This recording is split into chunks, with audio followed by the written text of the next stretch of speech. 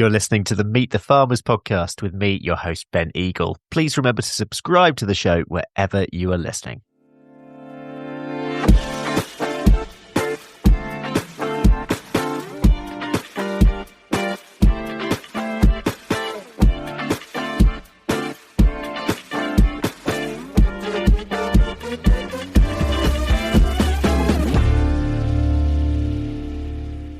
Hello everyone, I'm Ben Eagle and welcome to another Meet the Farmers mini-series being produced in association with the Forestry Commission.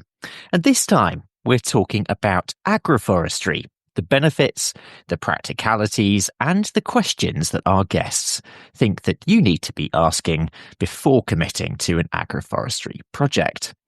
So in this first episode, we'll be focused on the why of agroforestry. I'll be asking my guest and my co-host to make the case for agroforestry and why you should consider doing it on your farm.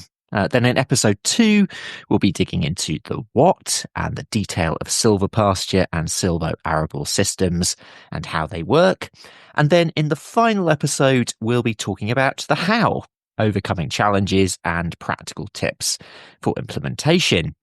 And I'm really pleased that my co-host for this mini-series is Agroforestry Advisor at the Forestry Commission, James Ramskir-Gardiner. James, welcome to the podcast, or I should say welcome back to the podcast, as you were a guest in the last series. Do you want to briefly introduce yourself to the listeners? Thanks, Ben. It's great to be back to spend some time with yourself and our guests talking about trees on farms. So I'm the Agroforestry Advisor for England for the Forestry Commission. I've spent over a decade messing around with trees in some way or another, starting off from coppicing all the way through up to large-scale industrial forestry and quite a few stops in between there. I found out about agroforestry maybe 7 or so years ago, and I just got absolutely hooked and have never really looked back since. For me, integrated land management is the way forward. Also, listeners, as you'll see, or as you will hear rather, as I think, James has just the absolute best voice for podcasting, which is another reason why we wanted to get him on as the co-host. As long as it's not a face for radio type of situation, that's fine with me. No, that's me, don't worry. So what are you looking forward to with this new mini-series? I'm really looking forward to a chance to deep dive and hopefully sell the really positive aspects of agroforestry for farms in the UK. It's going to be really exciting to hear from our guests and some of the great work that they've been doing. Yeah, no, it really is. And speaking of which, do you want to introduce our first guest? Absolutely. So our first guest for this episode is Clare Hill.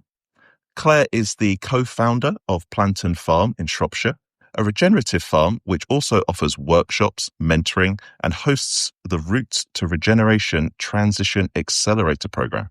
She has a wealth of diverse experience ranging from practical farming to policy and corporate levels.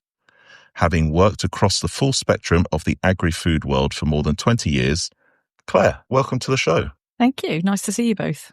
Yeah, it's great to have you on. Let's dive into today's topic. So, James, for those listening who aren't familiar, can you explain what agroforestry is, I suppose, in simple terms, and how does it differ from conventional farming? Sure. So, agroforestry is most simply put farming with trees. A maybe slightly longer, more technical definition could be the intentional integration of trees into farming. Another phrase I really like to use with my team is farming-focused forestry. What all of this really means is a return to harnessing the many benefits that trees can bring to our farming practices. Benefits that we've spent a big part of the last 70 to 100 years or so of farming kind of accidentally moving away from in our quest for increasing productivity. And Clare, coming over to you, what is your experience of agroforestry? So my agroforestry kind of world started back in the kind of early 2000s because I was working at FAI Farms and we had one of the original agroforestry projects, which was the Pine Project, Poultry in Natural Environments, which was a DEFRA funded project looking at the benefits of trees and chickens because, of course, chickens are jungle fowl and so feel safest when they have trees overhead. So it started then, and I continued kind of in and out of my career to always be working with poultry farmers and putting trees on farms. But more latterly at Plantin, what we've done is I actually realised we've got 5 different agroforestry projects. One is a 1 hectare forest garden. One is wood pasture for the cattle, which I see as an important part of their browse, shelter and shade. Then we've replaced a traditional orchard that we saw used to be here on old maps. And then we've got 2 shelter belts, one to protect one of our fields where we have the chickens, which is really exposed from a southwesterly wind direction, and another we put the forest garden in and then maybe underestimated quite how windy it was. So we've put a shelter belt in to give that a fighting chance. Do you want to just tell us a little bit more about Plantin? I'm really interested, particularly for the listeners, in how it came about in the first place. Yeah, so I guess I caught the regen agroecological bug in about 2019. And it wasn't one aha moment, but a series of things that happened that turned me into someone who ended up becoming quite passionate about it. Once I kind of saw how this type of farming as nature, not just with nature, I guess, mimicking nature and I wanted to just do more of it. And so I managed to find someone who felt the same, who had a little bit of money. So they purchased the farm and we partnered up. So now we run it with our kind of aim of demonstrating the art of what's possible when it comes to agroecology and livestock farming, because often in the regen ag chats, it's about integration of livestock into arable systems. It's about the different technologies we can use to grow crops differently. But actually, from a livestock perspective, if over half of the UK's farmland is already in permanent pasture. And when you add in the rotational pasture, it's even more. Like pasture makes a big chunk of it. And at the time, there wasn't so much chat on that apart from about mob grazing, but the land management and how do we adjust the landscape to be more suitable for livestock, and what do we do with livestock? Do we need more? Do we need less? Do we need less but different types? Those types of questions. That's what we do here. So to say that practically on the ground, what we have is a beef suckler herd, we have meat chickens, we have laying hens, and we have dual purpose chickens. And that makes up our livestock mix, with the occasional pig from time to time for a few sausages for the freezer. Just for an added bit of fun as well. There's always space for an additional pig. So on that, Claire, you've talked, obviously, you mentioned there, for me, a really key thing you mentioned was about shelter belts. You realised some of what you'd planted was maybe not faring with the exposure quite so well, and you used a different type of agroforestry system to help benefit that. On that kind of vein, what would you say are the top 3 benefits of agroforestry, looking kind of around for the farm, for the environment, and also for the wider community? I don't think there's any livestock in trees that you can look at and think, oh, that doesn't feel right. So every livestock type, pigs, chickens, cattle, sheep, goats, anything looks better amongst trees. So from that point of view, there's just something about it that's right. I guess the top 3 benefits are, for me, is shade, shelter and browse for livestock. I think we just have got so used to not seeing trees and livestock that we don't think of it as part of what they need. And of course, we have the counter often that happens when we have a lot of animals gathering under one tree and then they get fly problems or something. So we think, well, the solution is to remove the tree because the tree is the problem.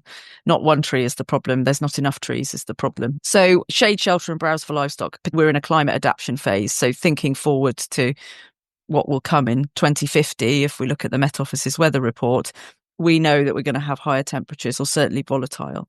And then for the environment, well, as I've learned a lot more about looking at the farm as an ecosystem rather than a kind of like singular production unit, and realizing the value of the mycorrhizal fungi networks and everything that's happening. So I don't understand all of that, and nor have I singled down to understand what each hyphae does for everything. But what I work to now is diversity. So the more we can do to just do more stuff, and trees is an easy way of doing more stuff. And so that's my second one. And then the third one is really a productivity one. We kind of focus really on the vertical layer when we think about production at the moment. What can we grow in, that amount of topsoil and that above the ground? Well, there's all that other space, and we just don't think about that as production. So some people talk about vertical farming as what we do in containers in a hydroponic system, but I think about it as like, what can we photosynthesize in that area and grow food from? So those are my three. I hope that was clear. One was about shade, shelter and browse for livestock. One is about diversity and the other is about the productivity on the vertical. I think you've raised three really interesting points there, but in particular, yes, you've got the diversity. Yes, you've got this idea of 3D farming, which we've referred to several times on the podcast before, and I think in the last mini-series as well, we talked about that. But also you've got this idea of what is normal as well. You're referring to actually that we're just not used to trees being in the landscape. Therefore, that must be the problem. Actually, a part of this, and James, I'm interested in your comments on this, but it's about reimagining a different landscape and a different way of managing the land, a different way of farming. Absolutely. A phrase I can take no credit for. It's one of my wonderful teams said this a while ago. Agroforestry isn't new, but it's not nostalgic. We have been, as an agrarian society, we have been integrating trees into farming since we very first started to clear land to grow crops. It is only in the last century or so we've really pivoted away from that in a real distinctive sense. That's why it feels like such an exciting time for me, is that a pithy saying is we're returning to our roots. All the things Claire said, you're preaching to the converted, so I certainly don't need selling. Yeah. But almost like a through line for me through everything you said there is resilience. Resilience was a big buzzword topic for our last mini series, looking around trees. For me, agroforestry feeds into this idea of resilience in all ways. You've got resilience for the farm, allowing, your livestock and your crops to fare better in our kind of increasingly changing climate. A way to increase the outputs from the farm, to help better secure a homegrown food and timber supply. But you've also got resilience for the environment, returning to a closer to nature way of managing the land, increasing the space we have for nature without impacting our need for food. And then real area for me, passionate area, is resilience for our rural communities, increasing the people that we have working the land. Okay. Something I'm really interested in, and we've clearly seen in the last few years, yes, there's the clear rise in interest in regenerative agriculture, which must come alongside this in some ways, but there is definitely a rise in interest in particular with agroforestry, and I'm interested in the why now. James, can you shed any light on this, or your thoughts on, is there anything that's changed in the industry or the environment that makes this more relevant than ever, really, in your view? Absolutely. There's you'll soon learn, Ben and listeners, I love an old saying, and I've got another one for you. A really great old saying is, the best time to plant a tree was 20 years ago. The second best time is now. Yeah, of course. We're not 20 years ago. We're now. Agroforestry has always been a good idea. I just feel, and I definitely recognize, there's just far more awareness, support and recognition for it now than there kind of ever has been for the last century or so. Why now, I think in part is played down to the uncertainty that there is in the kind of the farming world and the farming industry. We've had a real significant change to our grant landscape, where we've left the EU and farmers are going through the loss of common agricultural policy payments that they were receiving, as well as there being a massive increase in the costs for many of our inputs. I think all of these changes, coupled with far more awareness now about not only our changing climate, but about the impact that not just farmers, it's all forms of land management are having across different aspects of our environment. It's prompted a huge number of farmers to shift to, as Claire's mentioned, a more agri-ecological way of farming, of which trees play a really huge role in. Claire, have you got thoughts on this? In terms of why is there particular interest in agroforestry now? Or is it just that we're talking about it more? Or is it a bit of both? It feels like a bit of both. We're talking about it more. There is more going in. There has been more kind of grant availability and moving into the SFI type payments as well. But I think also we are having to adapt. And so it is part of it. And I think that most people feel better amongst trees, even if we don't want to admit it, because it sounds a bit fluffy. I mean, there's research on that. There's science to prove that, isn't there? And I think as we focus on like resilience, that's basically the word. So for us, we think about 100-year plan for the farm. And what does that look like? And well, that looks like much more extreme spikes in temperatures. And how do we know what the cost of our inputs will be? So if we can have a livestock system, let's imagine zero inputs. What does that look like? Well, the animals need to be outside all year. So they're going to need shade, shelter, browse, food all year round. So they're going to need trees. I don't see how it's possible without. Now, I know what I think the answer is to this question, but I'm going to ask you, James. Is agroforestry suitable for all types of farms? Is there a bit of land on every farm that's suited to this, or are there some farms that are more suited than others? So, yeah, short answer is yes. Agroforestry is suitable for all types of farms. The longer version, as I expect you would like, is there is an agroforestry system that would be suitable for every type of farm in the country. At the one end of the spectrum, these could be really big, impactful designs, major shift in the landscape potentially. At the other end, however, it could be as small as just maybe utilizing and managing the existing trees that you have on the farm already and integrating them further into your farming practice. The farms where it will work best, however, for me, are the farms with a clear objective in mind. They want to achieve with their agroforestry a specific goal or outcome. These are always going to be the most successful long-term systems put in. It's really great to hear from Claire that you've got effectively 100-year plan for the farm. That makes the forester in me sing with joy. A good woodland management plan should be looking at least over a century, because trees are a long-term investment into our landscape. We might not be here to see them through to the end of it, but that doesn't mean we shouldn't have a plan in place for them. Yeah, I was going to say, I love the idea of that 100-year plan. What was that like when you were putting that together, Claire? It's kind of a chance to take off all of because you don't know what things will be like. So you could just like rip up the rule book and think like, if I imagine what would I like this to look like? Would our family be here? Will it not be? What might it be like? So it was quite nice because it was allowing to forget everything of all the things that we know.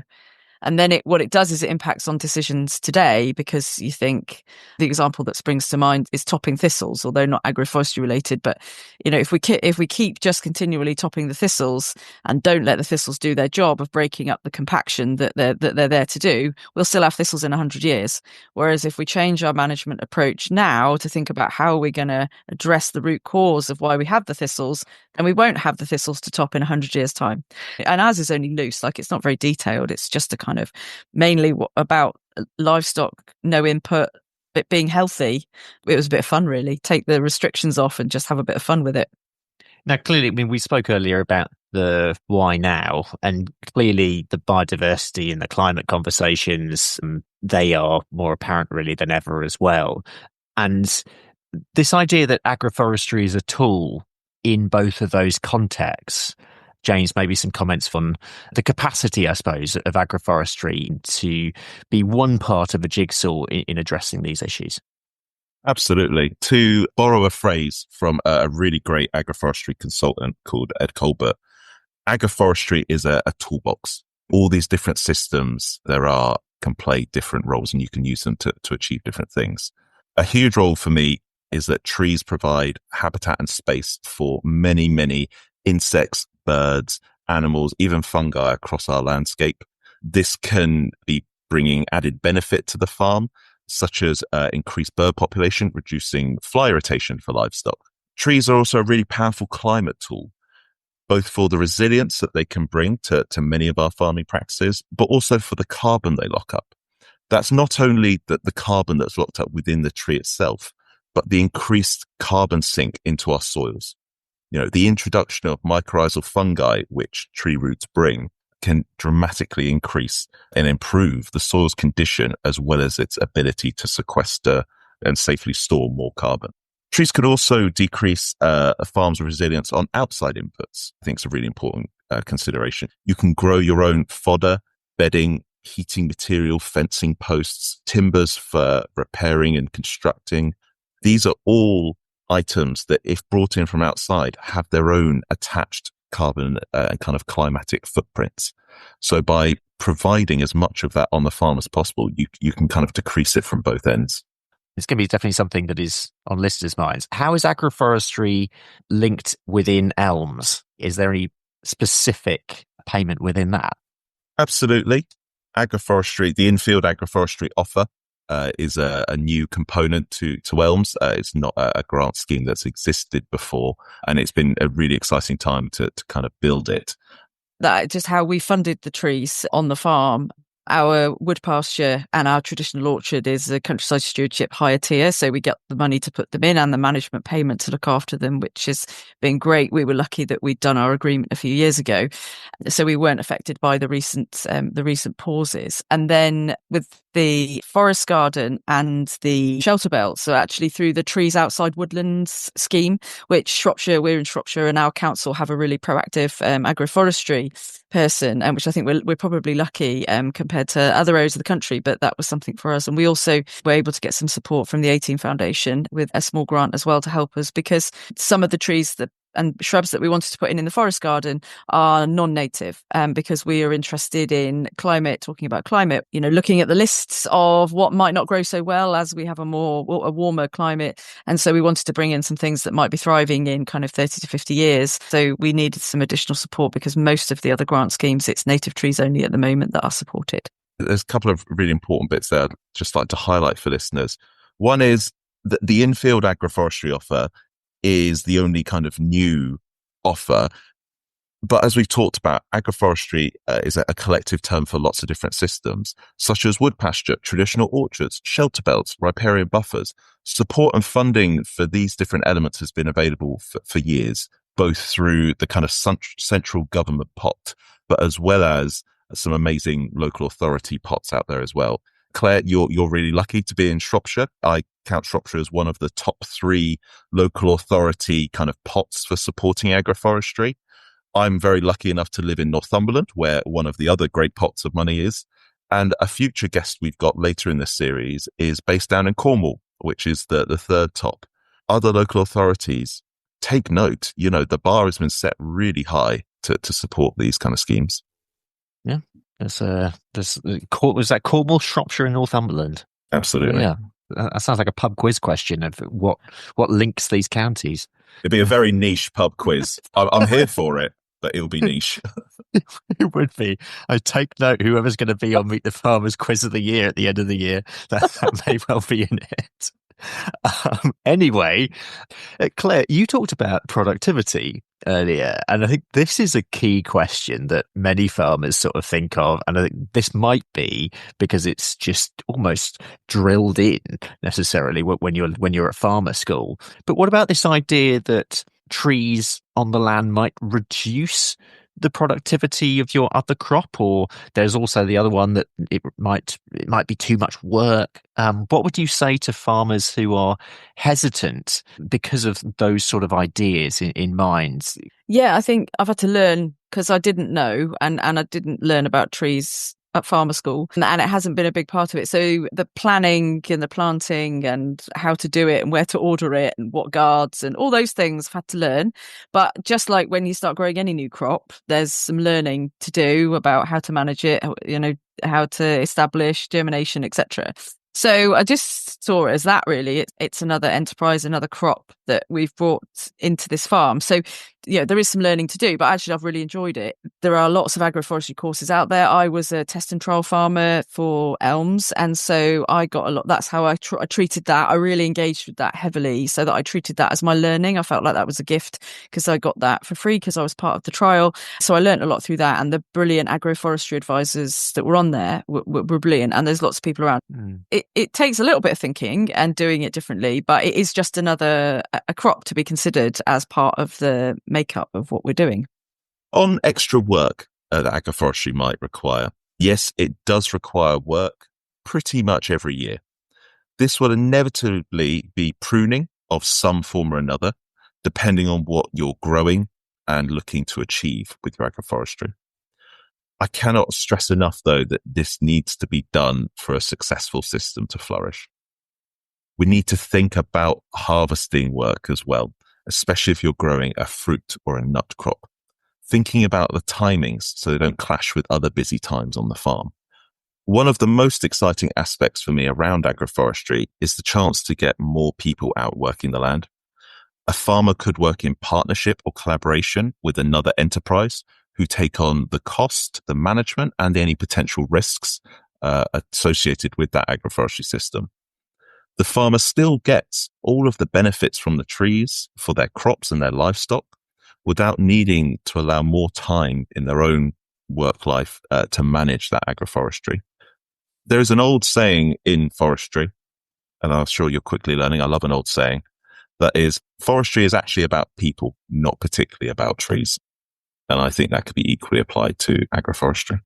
Oh, I like that. I like all these sayings. Mate, That's great. I'm just one big, like, Clinton's, like, holiday card human. Yeah, you're thinking of a new career here. Yeah.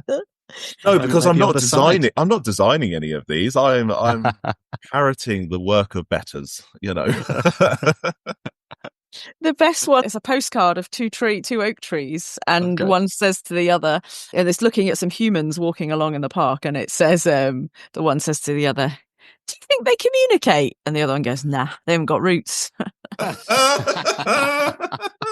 That's my best tree anecdote. I like that. That's great. So, Claire, with your experience of the agroforestry at Plantain Farm, is there anything that's particularly interested you or surprised you when it comes to the impact of planting the trees on the farm?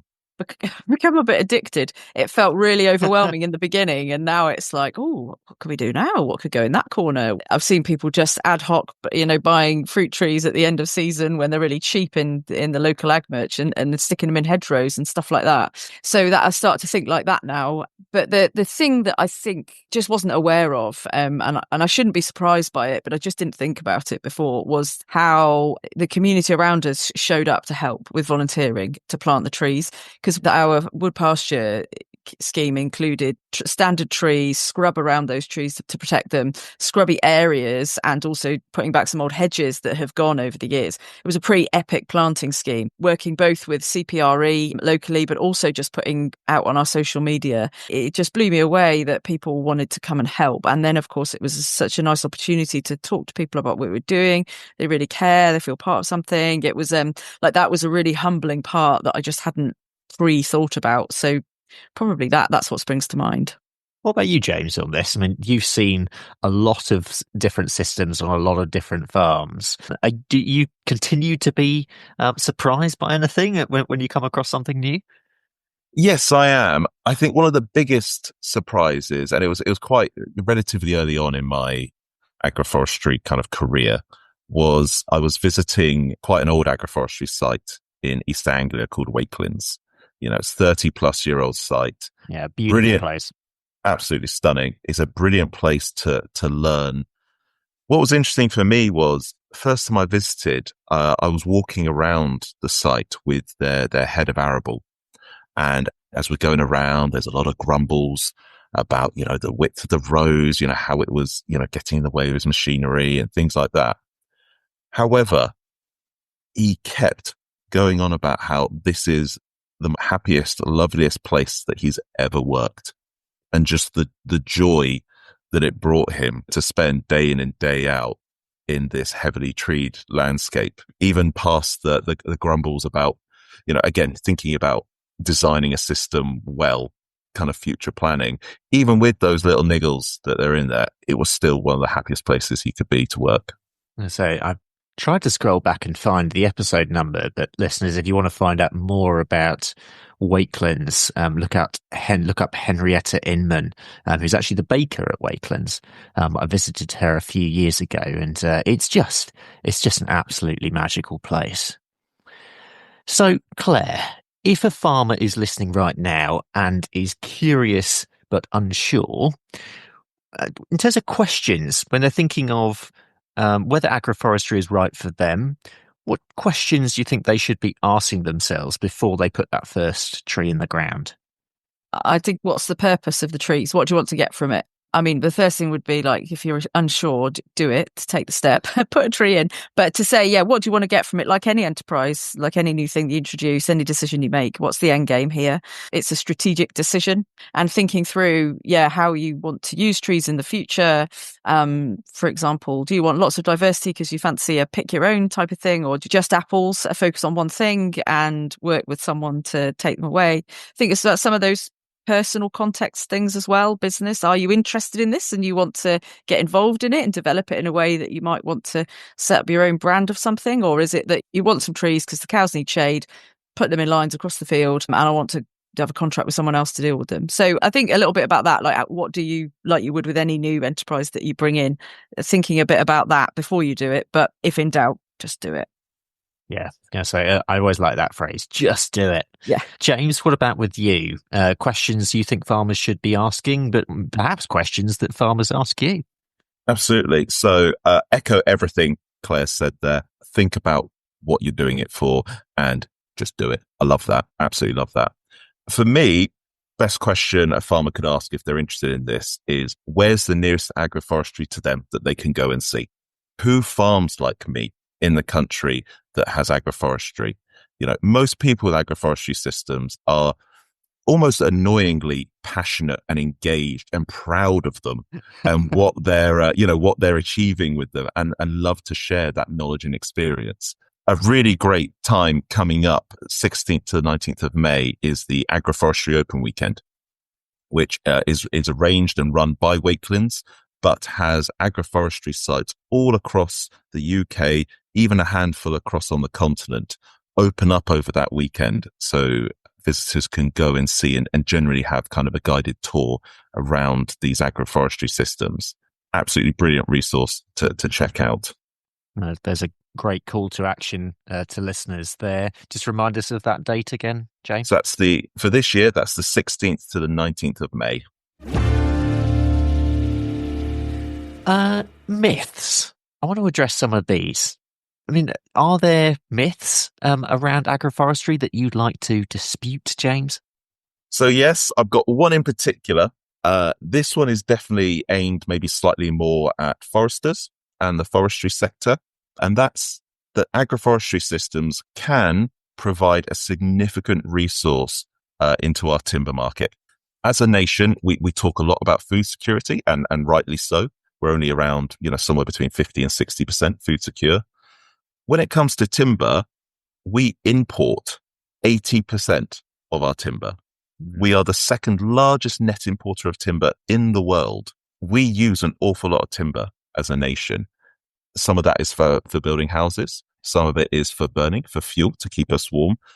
It goes into all manner of different wood-based products that we might not necessarily think about. I don't believe agroforestry systems could generally provide the amount of quantity of softwood that we utilize as an industry. That is best provided by forestry that is managed sustainably. But agroforestry systems could absolutely supply us with a huge amount of quality hardwood timber, a product which we devastatingly grow very little of in this country, even though we climatically are almost perfectly suited for it. We import the vast majority of our hardwood timber, and I'm really passionate about getting more of that back homegrown here. That doesn't necessarily mean you've got to wait 100 years to harvest. We could talk, some systems could be as quick as 20 to 30 years potentially before you're harvesting a really valuable crop. Yeah, I think that 80% stats, that was one of the key things I took away from the last series that I did with John. And listeners, if you haven't already, we've done 2 previous mini-series on trees on farms. Please go back and listen to those. But I think we did an episode with Dougal Driver, and that self-sufficiency in timber point came across, really loud and clear. So we're going to start to round this up. But of course, today we were making the case really for agroforestry in terms of why farmers might want to consider getting into this, experimenting. But James, as you do this for your day job, if you were to sell the benefits of agroforestry in just one sentence, what would you say? Ooh, might be a slightly long sentence. We can do that. That's fine. Farmers, at the end of the day, are providers. For me, integrated land management is the answer to better provide for a small island with 70 million people on it. Claire, how would you make the case to a farmer? It's a good question, this one. I'm trying, not very succinct, but you often hear it said and see it in the forums. You can't eat trees. What's the point in trees? You can't eat them. We've made it our mission that we don't plant a tree that doesn't act in food in some way for us or our livestock. So it is totally, for me, part of food production. We'll leave it there. What a great way to start the series. A massive thank you to our guest today, Clare Hill. Thanks for coming on, Claire. And thanks also to my co-host, James Ramskir-Gardiner, who will be back with me next time. If you're listening to this when it comes out, the next episode will be out on Wednesday this week. James, what's coming up on the next episode? Thanks, Ben. So next time, we're going to be looking in detail at silvo-arable and silvopasture systems of agroforestry, some examples of practice and the key differences and similarities between them. Fantastic. In the meantime, please share this episode amongst your farming network. That's what we're trying to do, is encourage more farmers to talk about agroforestry. And we hope that this will get you thinking more about agroforestry. Any further information can be found in the show notes. Until next time, though, I'm Ben Eagle. My co-host is James Ramskir-Gardiner, and this has been a Meet the Farmers mini-series on agroforestry produced by Rural Pod Media in association with the Forestry Commission.